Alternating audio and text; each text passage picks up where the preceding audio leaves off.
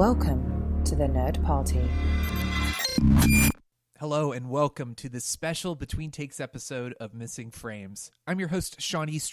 I recently had the chance to sit down with the producers behind Jim Cummings' new film, The Wolf of Snow Hollow, which, by the way, you can now view on any number of video-on-demand platforms. iTunes, Amazon, pick one. It's probably there, so go check it out. So today we've got Matt Miller, Natalie Metzger, and Benjamin Wiessner, who are all producers on the film. We talk about all kinds of wonderful things, how the film got started, what it was like working with a big studio, and how Orion and XYZ are so awesome that they prove all those horror stories you've heard about how, oh my God, the studio came in and they destroyed our vision.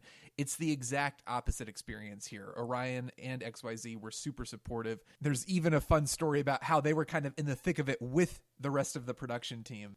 We talk about Jim's unique vision, his unique way of working, how on point he is. He's ready, even if there are snags in the production, he's ready to turn around and just make everything work, and how quick on his feet he is when it comes to decision making. We also talk about what it was like working with the legendary Robert Forster. This was his last feature film. They talk a little bit about that and their friendship with him. We also talk a little bit about their production company, Vanishing Angle, and their unique philosophy as a tight-knit filmmaking family. There are lots of great tidbits here, and hey, if you want to learn more about The Wolf of Snow Hollow and how you can watch it, just head to thewolfofsnowhollow.com. That's that. Let's get to it. Hope you enjoy.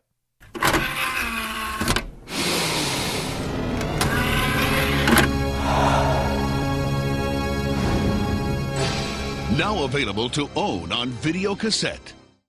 All right. Well, let's start. We'll all introduce ourselves again. We need to make sure the people out there know what we sound like so they can fully enjoy this experience. So, Ben, we'll start with you.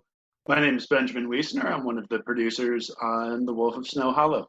Hi, I'm Matt Miller. I'm also one of the producers on The Wolf of Snow Hollow. And I'm Natalie Metzger, and ditto what they said. Can we take a moment just to bask a little bit in the fact that The Wolf of Snow Hollow just got an endorsement from Joss Whedon? Can we just take a moment? I just want to take some time. I don't know if you guys have properly had the chance to vent the sheer joy, but let's have a moment to focus on that. You don't even understand. I saw that tweet and I started freaking out. I immediately called Matt over and I'm like, you have to read this. You have to read this because everything that Joss has done, it's, I'm just such a huge fan of his, and for him to call it the film in that way, and just giving it such a great review was really awesome. Apparently we're getting support from Nick Cage too. Apparently he owns multiple werewolf jackets that he's wearing right now in support of the film, so that when people ask him about it, he can then talk about The Wolf of Snow Hollow. Did he watch it? I know that he was planning on watching it. I think he's watching this weekend. He's been on set. I think he is, according to recent reports, he is an actual werewolf, from what I've heard. I think the recent reports are that he's a vampire. If you search on the internet, this is a real thing. Search Nicolas Cage vampire, and they'll show you his actual historical photos of people who are identical to Nick Cage throughout history. But this has got to be nice, right? The movie's finally out. It took some time. Was it delayed with COVID and everything, or was it always going to be right around this time? It was delayed several times. We actually initially had, when we started making the film, we were targeting a December 2019 release. And then we all collectively agreed to take a little bit more time in post-production. We did some additional photography, not much, but some stuff that really tied the third act together. And then we had targeted March, and going into March, everybody was like, this doesn't make sense.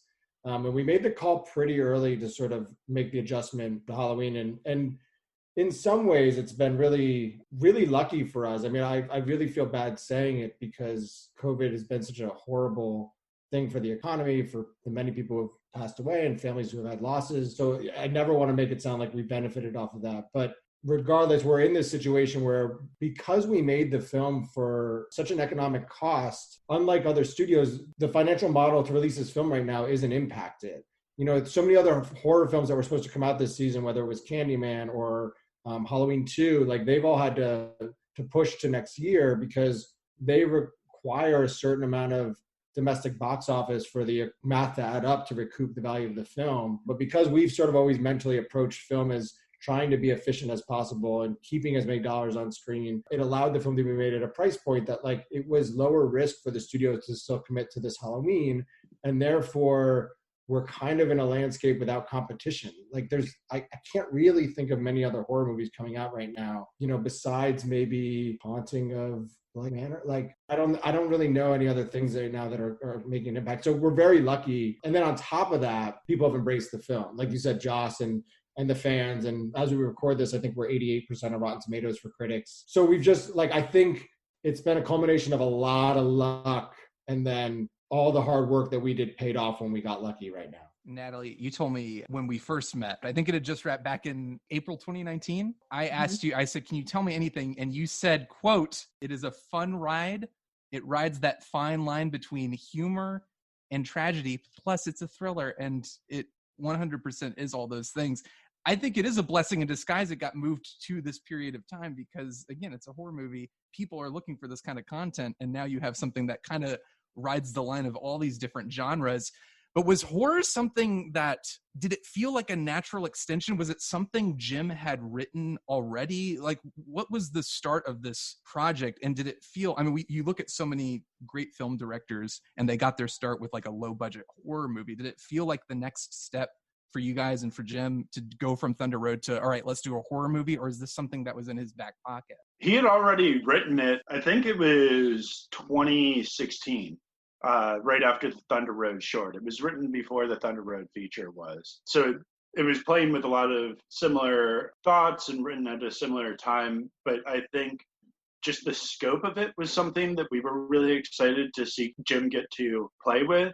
That having like much more of this like ensemble cast, having these bigger locations, having these kind of like action sequences, which we'll see like little bits of in Thunder Road, where there's moments where you're like, oh, this is somebody who can really pull that off, but really having that showcase with Wolf of Snow Hollow. And really it's a credit to XYZ Films. They, you know, contacted us as well as tons of other companies after Thunder Road won the grand jury at South by Southwest. There were just so many companies that wanted to see the film and, you know, were interested in kind of Jim's, you know, what Jim was doing next. And, you know, we weren't sharing links to Thunder Road at the time, so people had to come to our offices to see the film if they wanted to see it.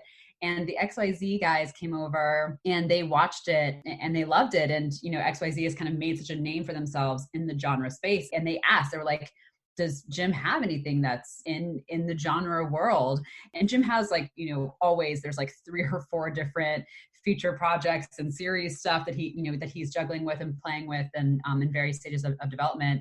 And we're like, well, he actually has this werewolf script. And they're like, great, let's read that. And so they read it and loved it. And they were the ones that helped bring it to MGM and Orion. This is all your first studio pictures, right? I mean, it was my second one. We had done something with MGM and Orion that was like it's called a 10 by 10 where you shoot 10-minute episodes and then you cut it into a feature for release internationally. We had done an updated version of Stargate called Stargate Origin that like took one of the characters from the film and told her sort of origin story. It took place in like the 1940s and involved Nazis and the Stargate and things like that. So we had that experience working with MGM, which I think was a little bit of what made MGM feel confident in this team's ability, besides seeing Jim and Thunder Road, but like the fact that we could sort of, they didn't need to say like, oh, you need to go out and find a sort of production company that can work at this level. They were like, oh, we literally had just worked with them. And so they were like, oh, okay, we kind of saw how that worked. Here's double the budget and, you know, go have fun and report back later. Well, and Matt hasn't, this was his second time producing, you know, a studio feature, but Matt also has a background as an AD and working in production. And he had worked on a bunch of studio movies back in the day before starting Vanishing Angle, including working on Dark Knight. Yeah. And so part of the craft of Vanishing Angle, I mean, for listeners who aren't familiar, I'm the president of Vanishing Angle. We're an independent production company. Ben is also, besides a producer on the film, he's our VP of distribution and sales, and Natalie is our VP of production and development. And so Vanishing Angle was sort of crafted out of what I learned working in production on 2 worlds. Like I would go and work as a first or second AD on non-union films of like 5 million and under. And then I never joined the DGA, so I would get jobs as like the key set PA on larger studio films. And I worked on The Dark Knight for a few weeks, and I worked on 3 Clint Eastwood films, and I worked on Into the Wild with Sean Penn, and I worked on Milk with Gus Van Sant, and Greenberg with Noah Baumbach. And so I would like Malibu's Most Wanted. Malibu's Most Wanted. Don't forget the hits. Lead with that, yeah. I got to lead with that. The first studio film I ever worked on as the Daily's projectionist. But Vanishing Angle was really meant to sort of be this hybrid model of like, how do you take independent sensibilities and work at them in the studio system? Like, we were all influenced by those explosions of cinema where that happened. First and foremost, the 70s, obviously. Like what American Zoetrope was doing in the 70s of like doing things completely independent and then, setting those deals up at studios.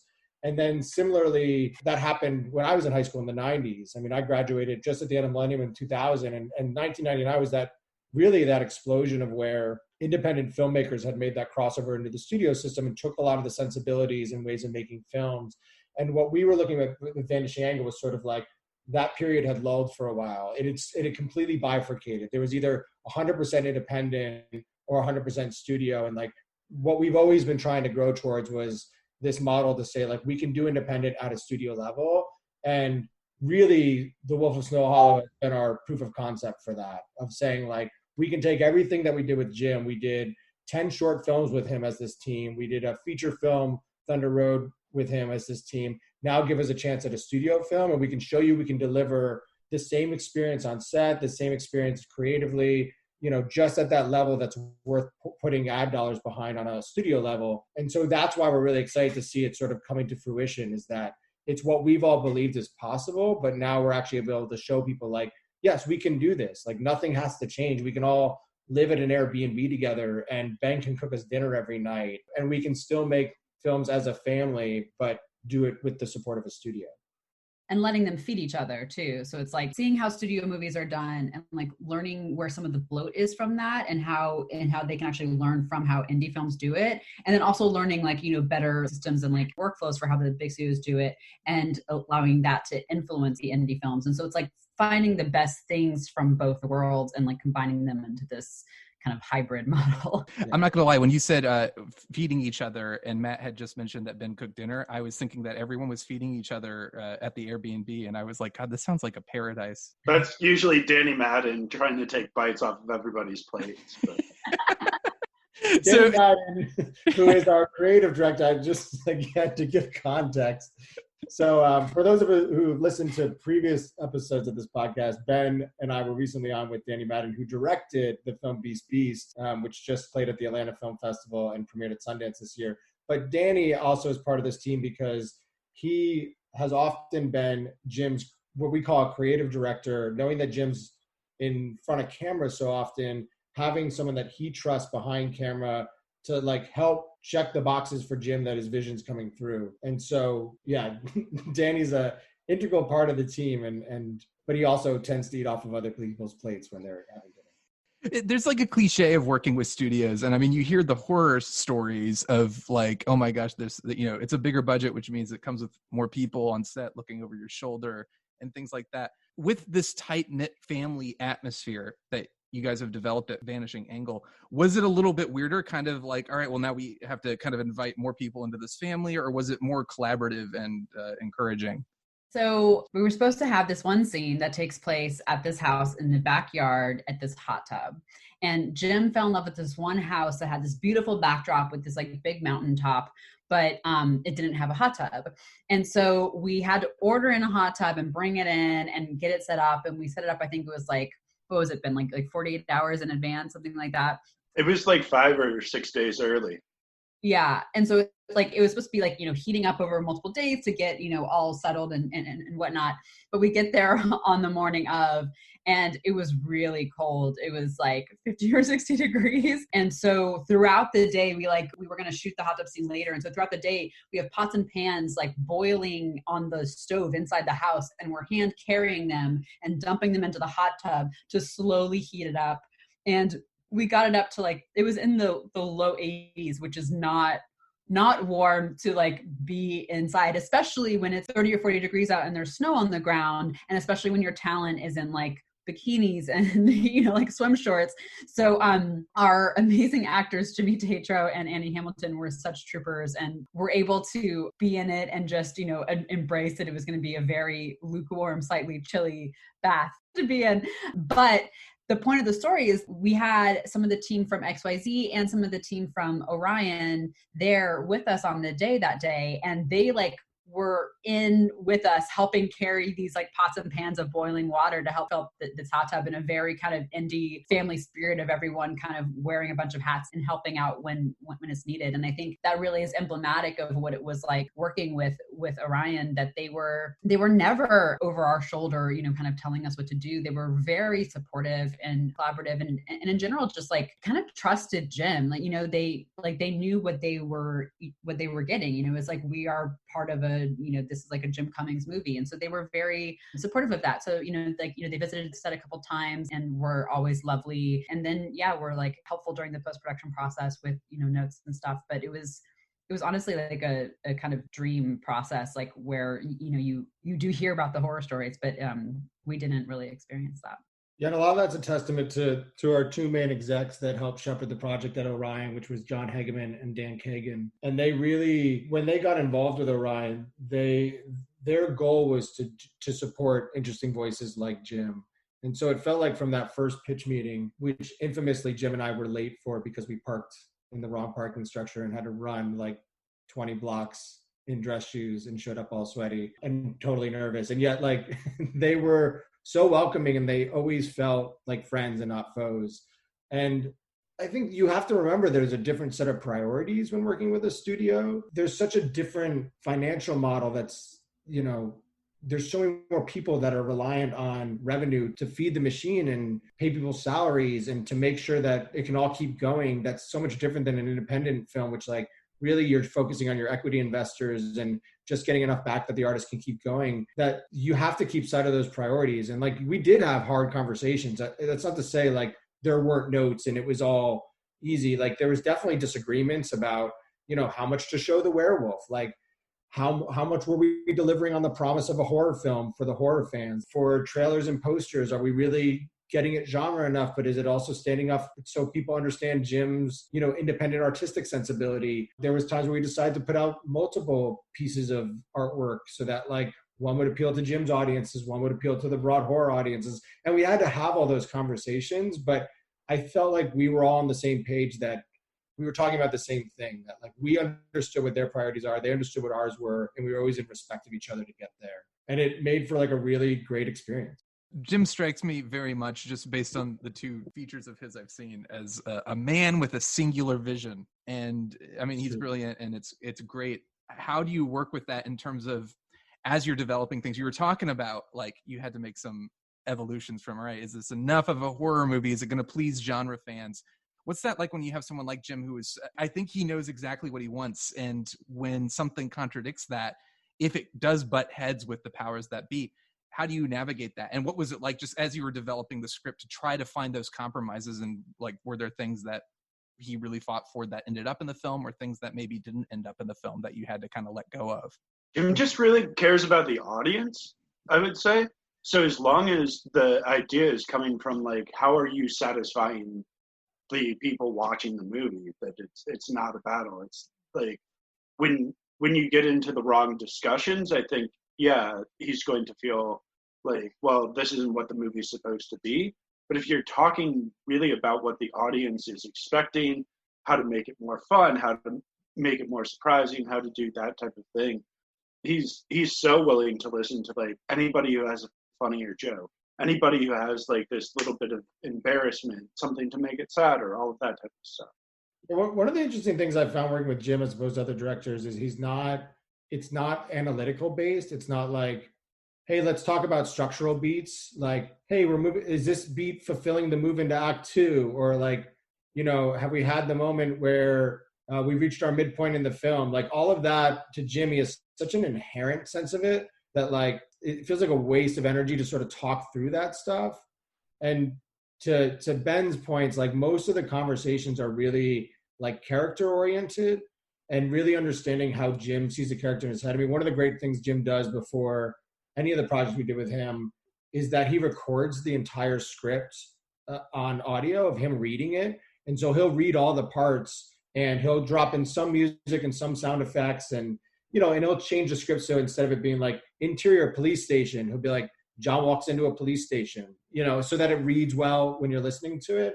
But what that does is it really helps everybody, us as the producers, the cinematographer, the production designer, and even the actors get a chance for the tone and pacing of the film.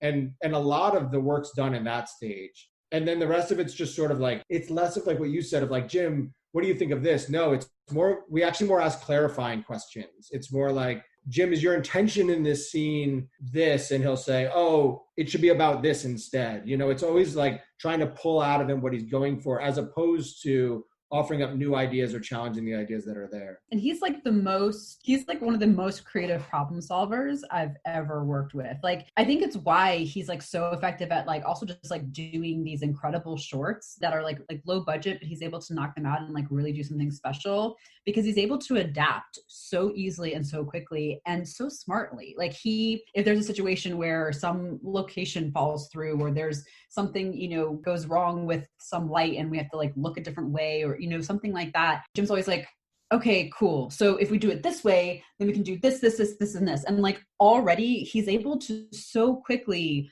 adapt and change and figure out a creative solution. And most of the time his creative solutions are like even better than the original one, because he's so good at like figuring out things on the spot. So I think that's like just like a testament to Jim of he just is such a good creative problem solver. But you're totally right too. Like he goes in, like he knows exactly what he wants. So like he goes in with so much preparation. He does tons of rehearsals with himself, and just the process of recording the audio version of the script is like also what like a workshopping of it to figure out the exact pacing and tone. And he's always, like needling with different words or script pieces, but like he can go in and he knows, he's like, I want camera here. I want it to be like, moving this way. I want, the blocking to be exactly this. Like he walks in and you actually just have to keep up. And, talking to like the actors or some of the department heads, it's funny because they're just like, yeah, you have to just like go and like be so on top of it, because he moves so quickly on the day. Like, we'll all show up to set and he'll just like launch into a full blocking rehearsal, and he can read all the parts because he has it all memorized. And so he'll be like, yeah. And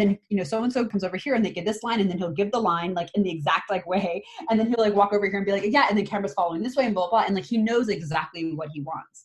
So like, that's the beauty of Jim, is that he can come in so prepared and know exactly what he wants, and he can do all of that.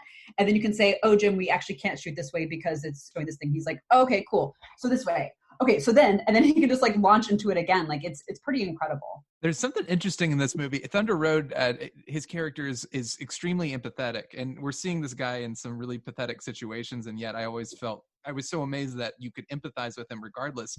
And in Wolf of Snow Hollow, it felt like he was taking a bit more of a risk with his character. I can't remember his character's name because I'm a terrible person. But there's almost a nastiness and an edge that when people give kind of dismissive criticisms of this film and they're like, oh, it's Thunder Road with a werewolf. I'm like, well, clearly you didn't watch the movie, because this is not that movie. And a lot of that has to do with his character. What is the conversation like trying to find that balance when you have a character who is kind of more evidently unlikable and is more kind of pushing the boundaries of like, dude, I don't know how I feel about this guy. What are you looking for to kind of ensure that you're not losing people who are watching and engaging with the film? I think it's trusting what part of the film that character is in.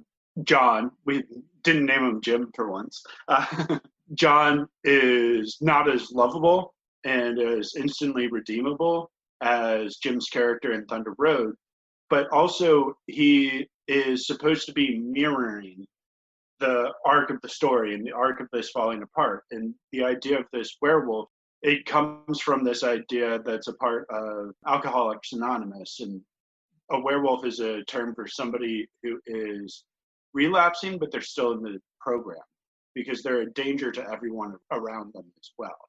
So you can't give John the redeeming qualities that we need Jim in Thunder Road to have. The film's not about the same things. It's not a character study in the same way. It's about what this is doing inside this small town. So he has a role to play in that, and it's not as lovable of a role, but I think it's important. Like there wasn't as much of that, like, oh, how do we soften him, or how do we do this, or how do we do that? It was much more about making sure that we weren't getting to that point too early. And one of the things we're excited about is the evolution of these ideas that Jim's exploring in his next film, the beta test that we shot last November, that Jim's doing finishing touches on right now, is sort of a even further evolution of this idea of sort of, the anti-hero as used to explore sort of like toxic masculinity, really. And the beta test goes even further by, instead of being a cop, being a Hollywood agent, which is right off the bat a little easier to dislike. So that's why I think we're really also excited about, I was saying earlier, we're excited that this sort of proof of concept is paying off with audiences and they're responding to it, but also in the creative direction that Jim's been growing with ever since, some of the shorts we did with him, and then Thunder Road the feature, and now this, and then with the beta test, like we feel just really confident that audiences are going to see what he's going for in the beta test and really embrace it. So that's like sort of what we're looking to as the future, as being excited about. There was something else in the movie that I thought was interesting. Again, as a father figure, he's trying to live up to his own father. He's doing so at the expense of being a father. And he's not there for his daughter. He's kind of absent emotionally, just like not there. But I wanted to talk a little bit about Robert Forster, who I first saw, as I'm sure many of us out there did, in Jackie Brown, and was just blown away by him in that. And then, of course, a couple years ago, as a David Lynch fan, to see him in Twin Peaks was just a huge joy. And then to hear that he was going to be in this film, I mean, what an incredible actor, and what an amazing opportunity to have gotten to work with him. And I think, this was his last feature, correct? It was, yeah. Wow. He strikes me as such just a joy, like just a joy of a human being, because every time he's on screen, you immediately are like, oh, thank God he's here. I feel better already.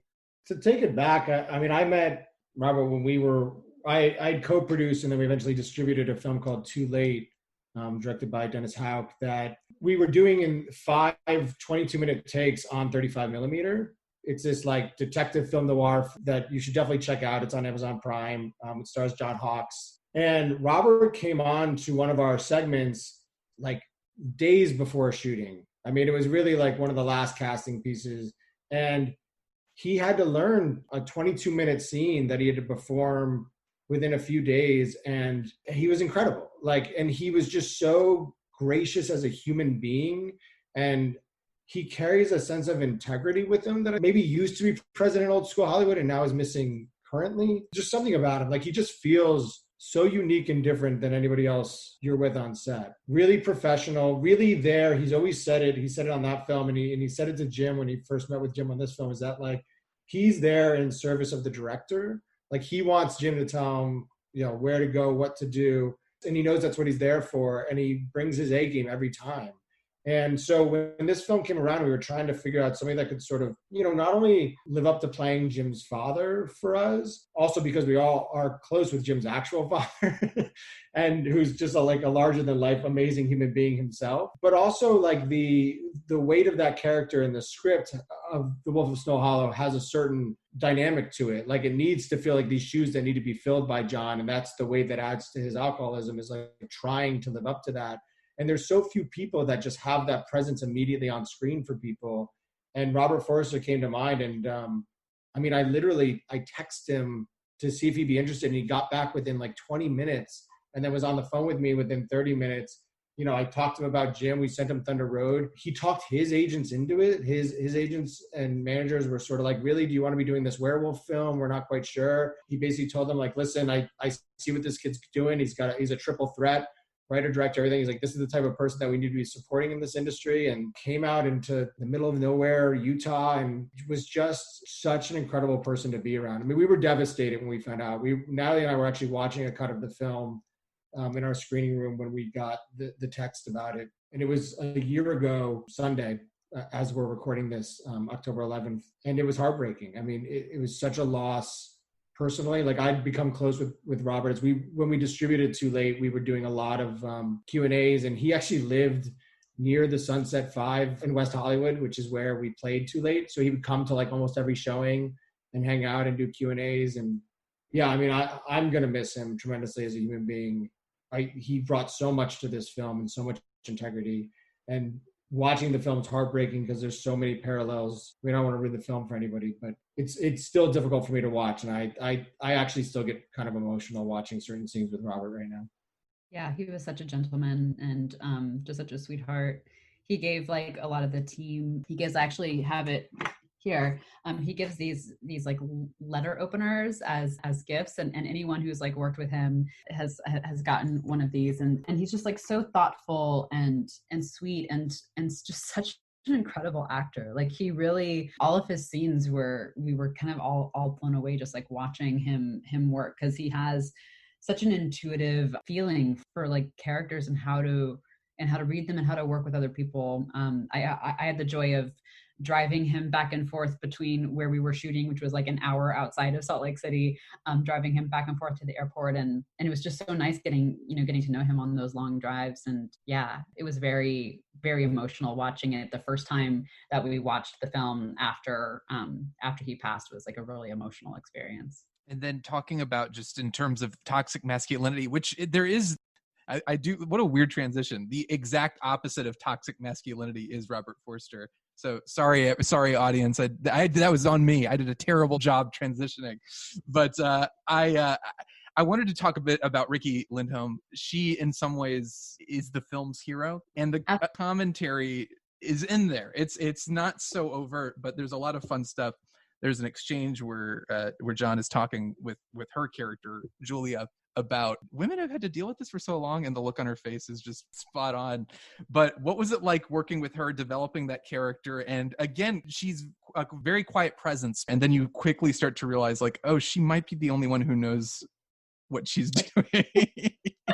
So a little bit about that, like how that speaks to sort of the themes of toxic masculinity, just kind of this patriarchy of like this very male dominated job role. It's Natalie's favorite line.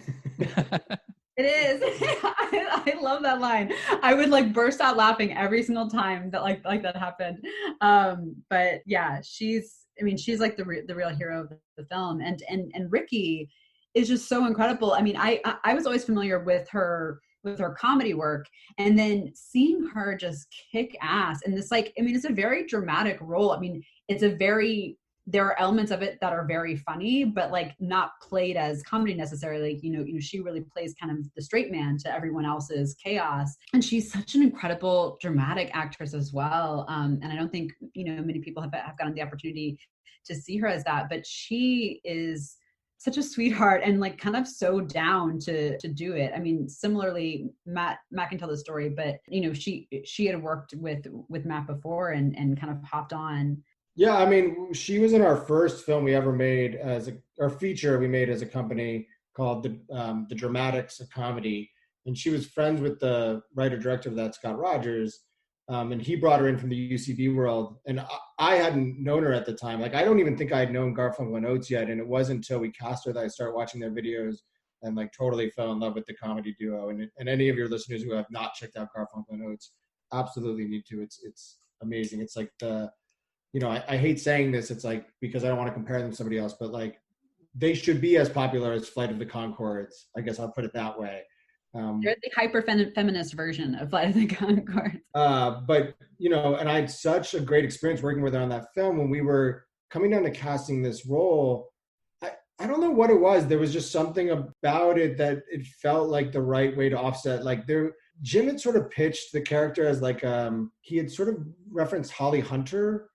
And there's like a levity to Holly Hunter that I think of when I think of the characters that she played, that I knew that Riki could bring that levity and that seriousness. And so Jim's only thing he said was like, well, can she have darker hair? And we're like, well, she can dye it. And he's like, great, that I love her, and she just totally nailed it. Like, I think we hit her at the right timing where she was in between different projects. And, similarly to Robert, it was like a very quick turnaround between when we cast her and how to come out. And I guess I should explain, like, these sort of quick turnarounds. Part of that is it's a little bit how we've pulled films together in the past, that like they tend to come together very quickly. We tend to make film, like the traditional Hollywood model is a little bit more of like attach actors, use those actors to go out and get financing, then use that financing to make the movie, where we've done it successfully a little bit backwards, where like we back a great writer director with a vision that sort of pulls the film together financing wise and otherwise. And then we like get a date on the calendar. And once that date's on the calendar, we all just start marching towards it. And so some of these elements, especially casting, can come together very quick in those final moments. And so a lot of the cast, like Jim had written the film around and for, you know, like Hannah Elder, who's one of the victims, Jim's known her since college, and she was always going to play that part. You know, like parts written for Will Madden or parts written for Kevin Shengaris or Skylar Bible, like some of those, like Hamilton. Yeah, Annie Hamilton, like always knew it was going to be Annie, you know. But some of these other roles, like it was definitely filling in last minute because, you know, we were also, again, working with a studio and we had to provide a certain profile that fit their financial models. So like someone like Robert and someone like Ricky, who had a track record with a fan base. But, you know, to their credit, both to Ricky and Robert's, like just really would like came in, were willing to do this weird winter summer camp with us where we, again, like we all lived at an Airbnb together. Like Ricky lived at a house with Chloe East, who plays Jim's daughter in the film. And, you know, like they would have dinner every night together and hang out. And like, she was just so down for that from the beginning. And it's also because she's a writer director herself and she's a creative. So she knew what we were going through. And it was just sort of like-minded people finding each other at the right time. And it worked out really well. And one of the reasons why we kind of like that idea of casting much closer to the date is that you do have the opportunity to work with people like Ricky and like Robert who are so successful, but they can look at their calendar and actually say yes, rather than being 2 years out and not knowing about this TV show or that thing or what could be happening otherwise. It's a much easier thing for them to evaluate of like, do I want to be a part of this film because it's happening now? Do you, like, in the midst of all of this and as we're finally seeing the film and it's finally coming out, do you get to take a break and enjoy this at least? Because you guys, I will give you permission to take a breather if you need to and enjoy the success of at least 1 or 2 films that you've released. We got a great drive-in premiere at Beyond Fest that we all went out to and got to see a movie on a drive-in. And then the actual opening night of the film last Friday, the 9th, we celebrated by watching other horror movies. We watched Halloween and Scream back to back. That was our celebration. But we have 6 projects in post, so we're staying busy. Yeah, it's a little bit nonstop for us. I mean, I missed the days where it was just sort of one project at a time, but yeah, I mean, no, we don't get a chance to sort of like pop the champagne and spend a night getting drunk and a morning being hungover. It's sort of like pop the champagne, have a quick glass, and then right back to marketing or, you know, budget for another film or post notes on this film or whatever it is. But it takes so long in this industry to actually get busy that it's my favorite way to celebrate. You know, it's that model where it's like, okay, Thunder Road just won this big award at South by Southwest, and this short just won a couple of awards at South by Southwest as well. Like, let's get behind that short. Let's launch a Kickstarter tonight. Let's stay up the whole time. And that's how we get Beast to come out next. Like, it's kind of taking every little bit of success as the momentum that you can turn it into instead of an achievement on its own. And I think really, like, for you to be talking to this team is part of what makes that work so well, is that, like, there are 3 of us to sort of at any one time be attacking things from different points of view, and we're all really on the same page almost all the time.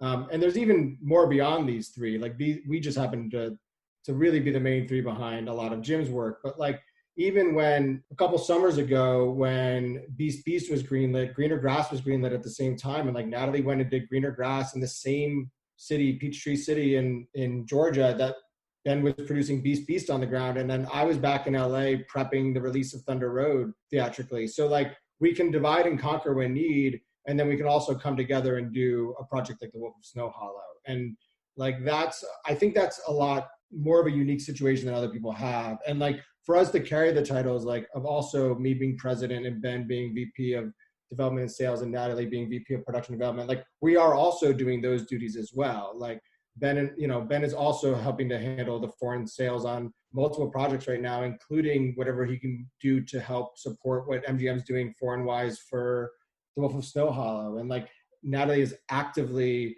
reading new content and developing new projects to be going up on our slate next. Like we're prepping a film to shoot, early next year that, Natalie's constantly sending cast offers out for and building budgets for and schedules for. And so like part of it's that we wear a lot of hats and we just all work well together and we see the world the same way. You talk about how, this film was uniquely poised to kind of work with all the craziness going on in the world. The release worked, and you saw success with that with Thunder Road, that got like a kind of a limited international release, right? Okay, so like it's kind of like we're living in this world where Natalie, when we last spoke, we were talking about like, oh, hopefully everyone's waiting to see how Tenet does. Is he gonna save cinema? Is he gonna save movie going? And Tenet came out, and obviously that didn't happen. And now we're seeing a lot of the big films kind of, all right, well, we'll see you next year. Films that were slated for the end of this year.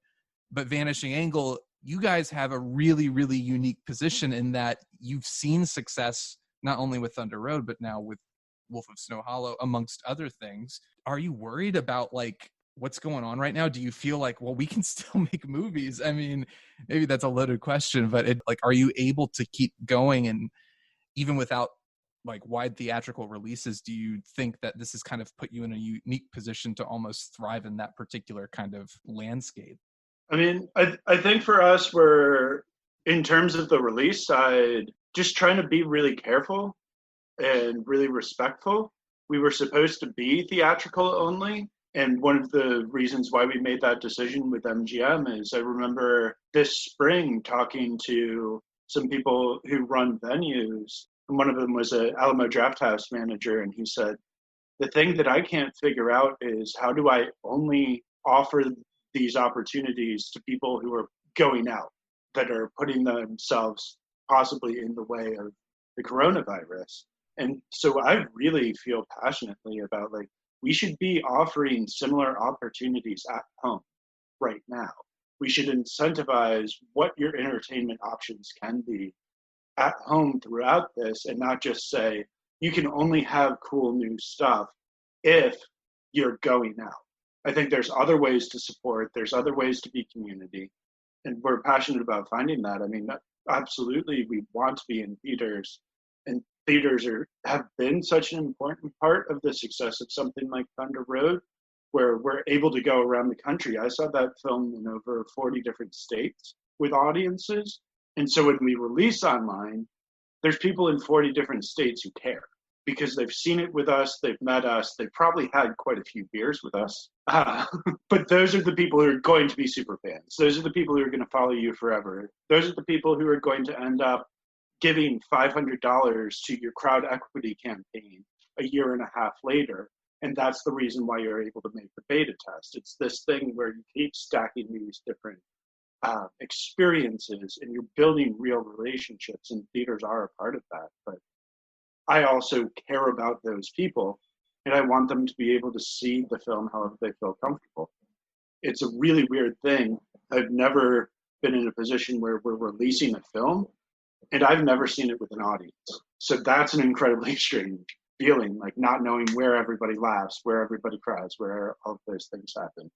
But I mean, it's just, there's nothing else you can do except for take this really seriously and be as caring and as careful as you can. And in terms of the shifts of the industry you're talking about, Shawn, is like, I think we've all known these were coming. I look at Corona more as an accelerant than it is something that's actually changed anything. It's made things that were going to change already happen much quicker.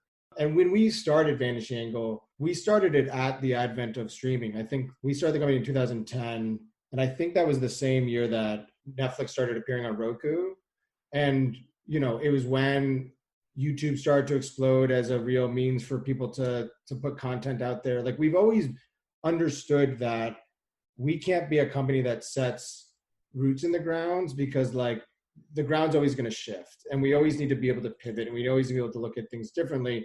And it's all about mitigation of risk. And the way that like other companies do that, and especially the studios, is like they do that by casting big names and paying them millions of dollars to be like, well, if Tom Cruise is in this movie, it can't fail. But then you have The Mummy and it fails, and we've always looked at it differently, which is that focus on story first, focus on the storyteller first, and pivot around that. And if you can keep things economic, and that's not to say it has to be low budget, like we can do studio level projects, we can scale up, but there's a way to keep them economically efficient and cut out that fluff, the fluff of paying an actor $30 million that goes on top of the budget, things like that make it so that you can pivot in unpredictable conditions. Like I said at the beginning of this podcast, so many other people had to pull their releases off the calendar, or have had, we just read in the news that Coming to America, Paramount sold it to Netflix because they couldn't figure out a model for it. And that's the only financial way they could go. But if you're able to sort of be smart about the building of the product, the building of the film in a way that is financially, viable under many conditions, then you can pivot easily. And like Ben said, like we were originally going to be wide release on this film, but when the time came, we were like, that doesn't make sense. Like, let's pivot to a new way to do it. And it actually put us in the best position possible, because now we're the only horror film out during Halloween. What do you think is unique to this experience? I mean, just the thought of the Airbnb and the family environment and things like that sounds like so much fun. Is that something that is the norm? Is that something you're going to carry on with future productions? What kind of things from this production in particular are you going to use moving forward? We've always tried to create a family atmosphere on our sets, and that goes back to creating, our focus is long-term relationships with both cast and crew. We love supporting people, and we love making movies, and we like finding people that are similarly minded. And so we try to create a culture on set that's full of gratitude and full of creativity and support, where people, if someone needs help with something, we're all like jumping in to help and figure it out. And it's just a very collaborative atmosphere. And so it's something that we want to continue maintaining for all projects. And, even on this project that we just wrapped earlier this year that we did with Ubisoft, like Matt, Ben, and I stayed. By the way, another werewolf movie. Is this making everyone? Are you guys like, oh no, that's happening? We've become the werewolf. We do not want to be pigeonholed as just werewolf producers. Especially winter werewolf producers. That's unacceptable. If we can get Werewolf Beach. If someone wants to write a werewolf movie that takes place in Hawaii, we will look at it. but yeah, I mean, for that movie, we were shooting in upstate New York, and Matt, Ben, and I were all staying at this like the main location, and people, some of our rooms are being used as actual sets, and so you would show up at night, and the furniture would be moved around, or something would be added, because they were set decking it, or Matt's room was used for actor holding, so his mattress was always being pushed up into a wall, and yeah, we were doing okay. Ben's room was being used for art storage, which was probably the worst of it. And then eventually when they took the doors off of Natalie's bedroom and bathroom, that's when Natalie was like, okay, I got to move to a motel for a few nights. Understandable. It's okay for us to take the door off, right? And I'm like, yes, but let me find a different spot. But yeah, I mean, that's just, I think we're on the ground producers, and the entire idea is to get the job done, and to put as many resources as you can in front of camera. And so that's what we want to continue doing. And I think that's how we want to be able to use some of those things from that indie mindset and bring them to studio movies, so that you're able to achieve even more with the resources that you're given. Well, I'll say the one thing, I actually do want to give this shout out for anybody in the industry who's listening to this. We worked really hard to have limited hours on this film. We were shooting outside of Salt Lake City, and we've relatively done that unspoken on many of our films. That first film I worked on with Ricky, I mentioned to you, we wrapped all those in 10 hours. Thunder Road, I think most of our days were 10-hour, 11-hour days, but it was never a sort of mandate. We never walked in and we were we have to have a 10 or 11-hour day. But when we were shooting outside Salt Lake City and we knew a lot of our crew would be commuting, we very deliberately sat down and we were we will not shoot more than 11 hours. From the time the crew arrives on set to the time they leave needs to be an 11-hour day, because we need to compensate for that fact that they're driving back and forth. And a lot of the crew both applauded us in the beginning for saying that, but also didn't believe we would do it. And we did it. I mean, I think there was really only one day that we had longer overtime, which everybody sort of understood the reasons for that day. And I think almost every other day, correct me if I'm wrong, and I'm sure any crew listening to this will, after listening to this podcast if I was wrong. But we did a really good job doing that. And I think we proved to ourselves that like, even with a larger crew, not everybody was part of the family that we had done those 11 other projects with. We were hiring a lot of locals, but like even with a new crew, like we could still get that done. And like, that's a big priority for us industry wide, is getting back to like, I mean, we really think it should be a 10-hour day or an 8-hour day, and that this like standard 12-hour day is just absurd. It doesn't breed good work, especially over feature projects that are over multiple days and weeks and months. And so like, that's something that I would take away from this film and really continue to push on other films and continue to push other people. And it has to start from the producers and the director. Like it has to start from that group saying, we're committed to this, you know, we're going to make the days work for this. And then, you know, and then it can flow down from there. All of those crew members are people who are out there 200 days a year on set. It's different for us. Like, we're going home and we're obviously going to keep working and everything like that. But we're hoping to do 2 movies a year. That's so different than most of the people who are hired. They're going to be working something the day after, or they're working on their off days on this project as well. Like, those people are so constantly on set that I really do think it's up to decision makers to just create a better way of treating everyone. And again, that goes into like the gratitude and all of these different parts of it that we've been talking about. Like, you have to not just say thank you, but you have to show that they're really valued, and you want to put them in the best position to really succeed and to put their best foot forward. Well, I love that philosophy. You know, it's as exciting as it is for you to hear these great things and to read Joss Whedon's tweet and to see 88% of Rotten Tomatoes. As a fan of what everyone in this conversation is doing, it's really exciting, because that means I get to see more from you guys. And I can't wait to see the beta test. We'll regroup in a few months. Always a pleasure to chat with you. Congratulations on all the success. Thank you. Thanks so much for having us.